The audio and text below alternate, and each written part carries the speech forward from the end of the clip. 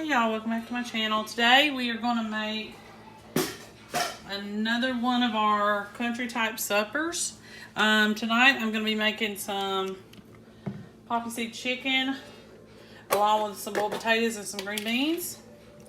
And I'm going to go ahead and get started on our mushroom soup sour cream mixture for the chicken. I've already boiled 2.5 chicken breasts, and I've already chopped those up and got those in my baking dish already.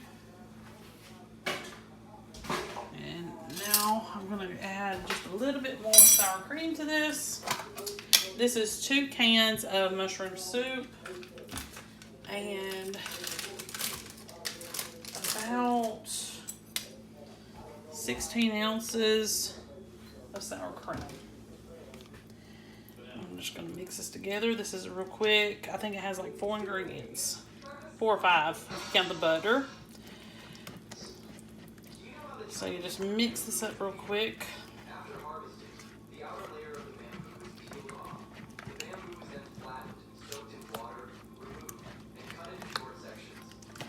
Alright.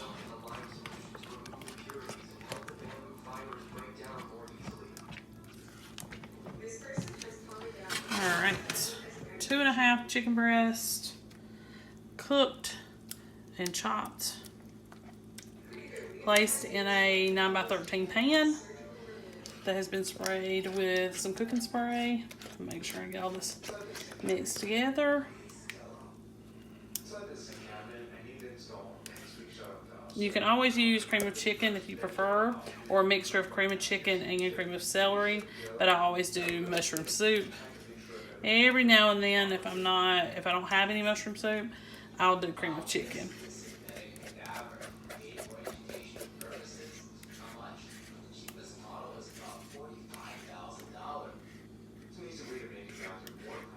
But this is going to be supper tonight. And it's one of our favorites.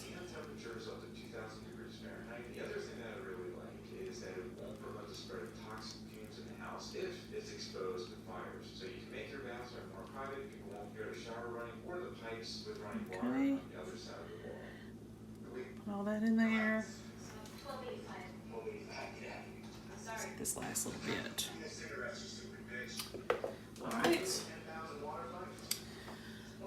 Alright, now I'm going to take a half stick of butter and melt that.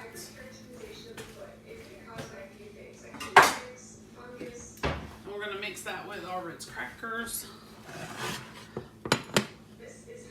So let me get that done real quick.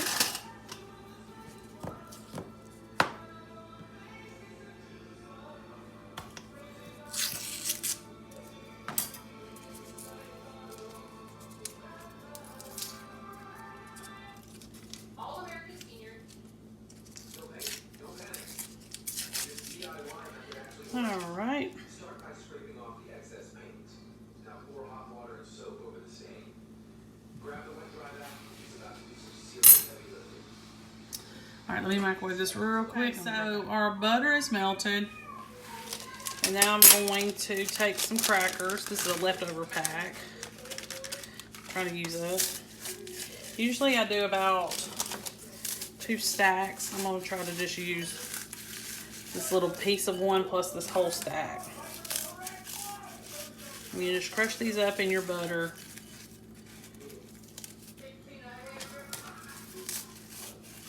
And I've used saltine crackers before, but Ritz are better.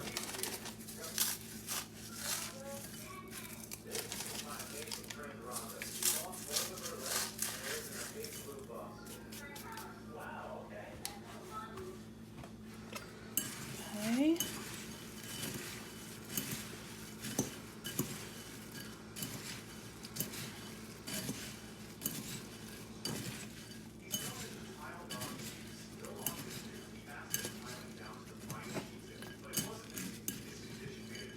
Half a stick of butter and a stack and 1/3 of crackers. And you can, of course, crush these up finer if you want to. Alright, so we're going to put this back. I'm gonna go ahead and spread these out. Oops.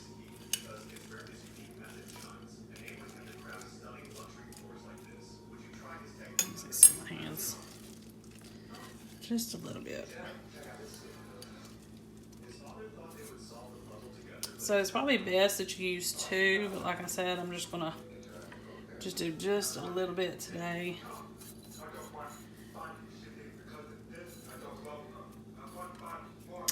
Alright, so you're gonna bake this for 350 degrees uncovered. You can cover it, just make sure that it don't burn, and at the end you probably need to take it off so it will toast the crackers a little bit, but because this is butter, you're going to have to be very careful. So 350 degrees, it takes about 30 minutes. Hot and bubbly, toasted on top. I'll be back in a minute. Okay, y'all, so this is the finished product. I paired it with some boiled potatoes. We call them boiled potatoes, but some people call them thickened potatoes.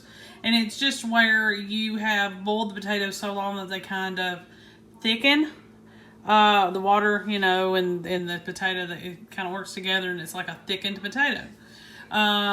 So that's just boiled potatoes with some salt and pepper and poppy seed chicken and some green beans with also some butter, salt, and pepper.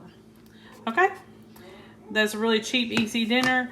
And sometimes I'll add also some mac and cheese with this, or I will substitute that for the potatoes and we won't do that.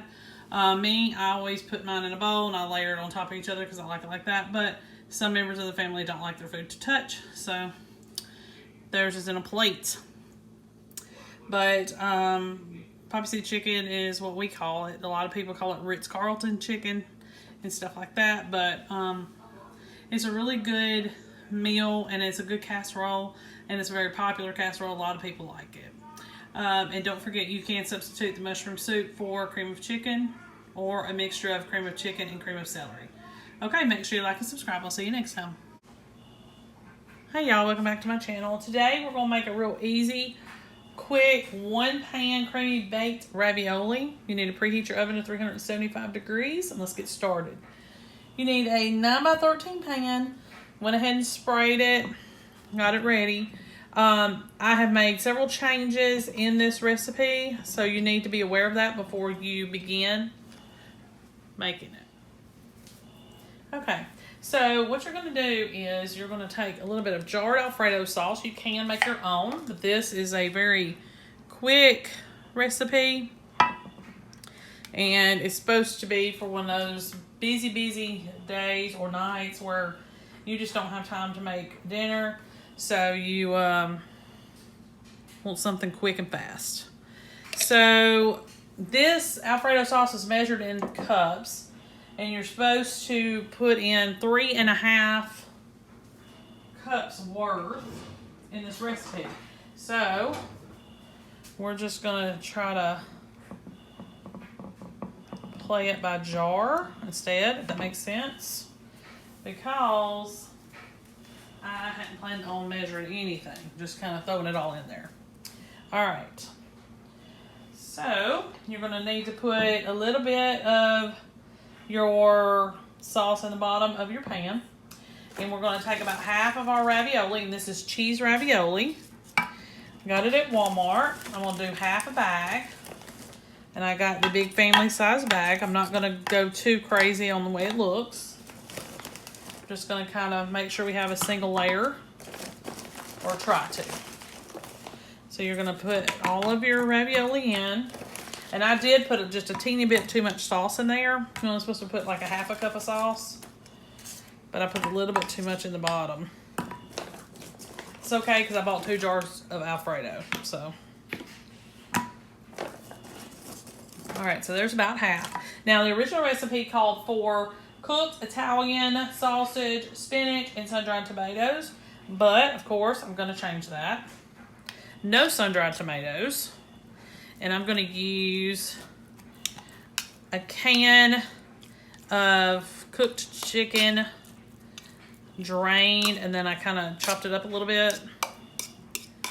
Now you could use a chicken breast or 2 that you cook ahead of time. So we're just gonna spread this out. Get all that off there. Like I said, no tomatoes. I am going to use a few asparagus tips that I had. So we're going to spread that out instead of the spinach. And you don't even have to worry about cooking those because they should cook while in the oven. All right, so after you do this, we're going to put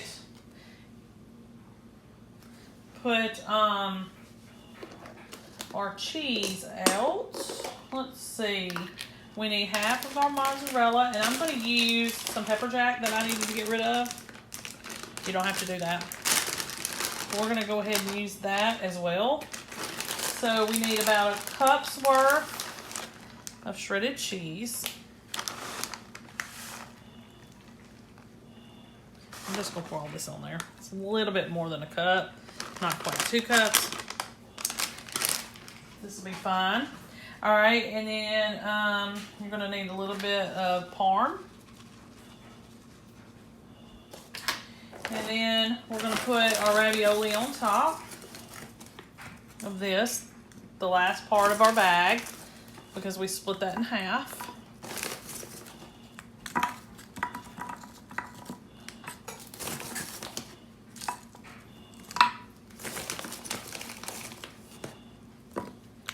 Okay, let's finish spreading all this out. Kind of getting it trying to get it to settle a little bit more.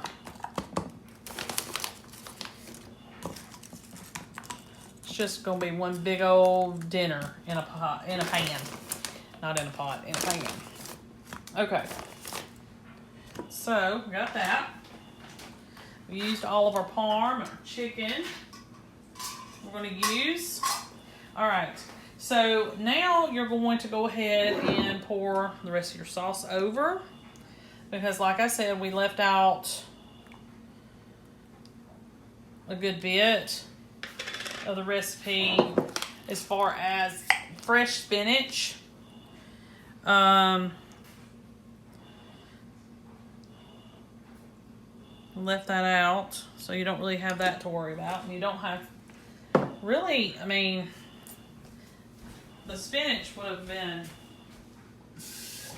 a lot in this dish, but I just didn't want to add that. All right. Let's see here. We're going to try. So I guess what we will do with this, we will use 2 jarfuls of the sauce. And I always use Bertolli because it tastes good and it's only $3 a jar. So the one I like the most is much more expensive. All right, pour all this over. And then I'm gonna wash my hands.